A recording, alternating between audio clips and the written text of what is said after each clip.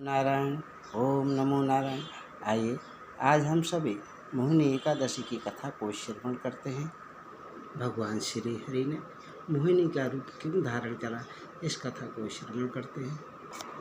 मोहिनी एकादशी क्या क्या महत्व होता है, मोहिनी एकादशी का नामकरण किस प्रकार हुआ, इसके व्रत फल के क्या होता है, आइए इस कथा को श्रवण करते हैं।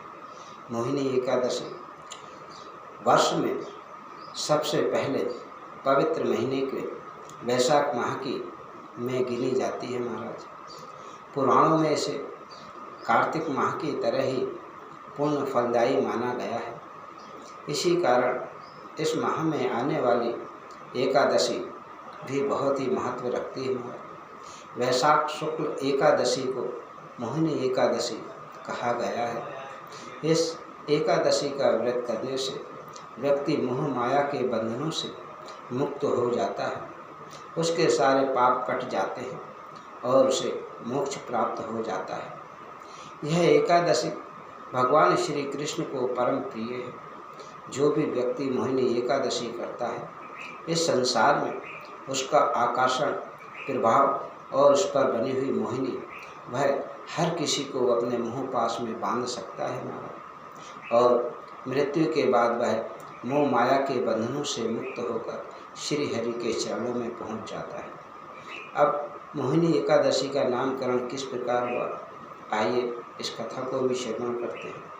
समुद्र मंथन से निकले हुए अमृत को लेकर जब देवता और दानवों में खींचतान और युद्ध प्रारंभ हुआ, तब ताकत के बल पर देवता असुरों को हरा ना सके, क्योंकि दैत्य बड़े बलवान थे। इसलिए चालाकी से भगवान विष्णु ने मोहिनी का रूप धारण कर असुरों को अपने मोह पास में बांध लिया और सारे अमृत का पान देवताओं को करवा दिया। इससे देवता ने अमृत प्राप्त किया। वैशाख शुक्ल एकादशी के दिन यह सारा घटनाक्रम हुआ। इस कारण इस एकादशी को मोहिनी एकादशी कहा जाता है महाराज। एकादशी की कथा को भी श्रवण करते हैं। किसी समय भद्रावती नामक एक बहुत ही सुंदर नगर हुआ करता था, जहाँ घृति नामक एक राजा राज करता था। वह बड़ा पुण्यवान, बड़ा बलवान, धार्मिक प्रवृत्ति राजा बहुत ही दान पुण्य किया करते थे, और उनके राज में प्रजा भी धार्मिक कार्यों में डूबी रहती थी।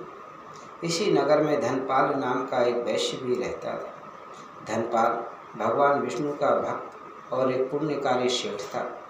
वैश्य था अर्थात व्यापारी था। उसकी 5 संतान थी। सबसे छोटे पुत्र का नाम दुष्ट बुद्धि था। क्या नाम था? दृष्ट बुद्धि था। उसका यह नाम उसके बुरे कर्मों के कारण पड़ा था महाराज। बल्कि 4 पुत्र पिता की तरह बहुत ही नेक थे, लेकिन दुष्ट बुद्धि ने कोई ऐसा पाप कर्म नहीं छोड़ा जो उसने ना किया हो। तंग आकर पिता ने उसे घर और संपत्ति से बेदखल कर घर से निकाल दिया। अब भाइयों ने भी ऐसे पापी भाई से नाता तोड़ दिया। जो दुष्ट बुद्धि पिता व भाइयों की मेहनत पर ऐश आराम किया करता था, अब वह दर दर की ठोकरें खाने लगा। ऐशो आराम तो दूर, उसे एक वक्त का खाना भी नहीं मिलता था महाराज। भटकते भटकते वह कौटिल्य ऋषि के आश्रम में पहुंच गया और उनके चरणों में जाकर गिर पड़ा। उसने महर्षि को अपनी पूरी व्यथा बतलाई और पश्चाताप का उपाय जानना चाहा कि मैं पापों से किस तरह पश्चाताप करूं और क्या उपाय करूं। ऋषि भगवान को उस पर दया आई और उन्होंने कहा कि वैशाख शुक्ल की एकादशी बहुत ही पुण्य फलदायी मानी जाती है। इसका उपवास करो, तुम्हें पाप कर्म से मुक्ति मिल जाएगी। अब दृष्ट बुद्धि ने महर्षि की बताई विधि के अनुसार वैशाख शुक्ल एकादशी का व्रत किया। इससे उसे सारे पाप कर्मों से मुक्ति मिल गई। चलिए व्रत की पूजा विधि का भी कथा को श्रवण करते हैं। एकादशी के व्रत की विधि क्या होती है, इस कथा को श्रवण करते हैं महाराज।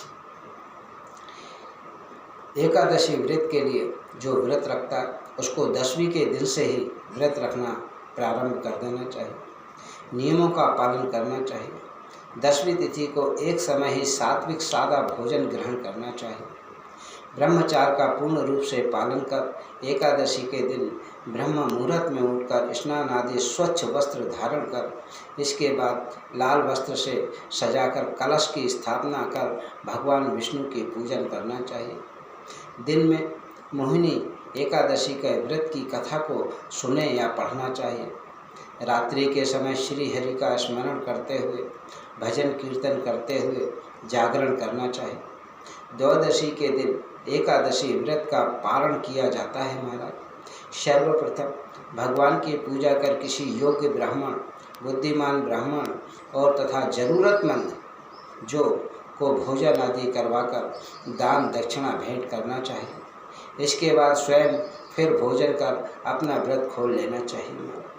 अब व्रत के पुण्य फल का क्या पुण्य मिलता है, इस कथा को श्रवण कर मोहिनी एकादशी का व्रत जो करते हैं वे पाप कर्म से छुटकारा पा जाते हैं महाराज। व्यक्ति मोह माया के बंधनों से मुक्त होकर सत्कर्मों की राह पर चलता है महाराज। मृत्यु के पश्चात व्यक्ति को मोक्ष की प्राप्ति होती है महाराज।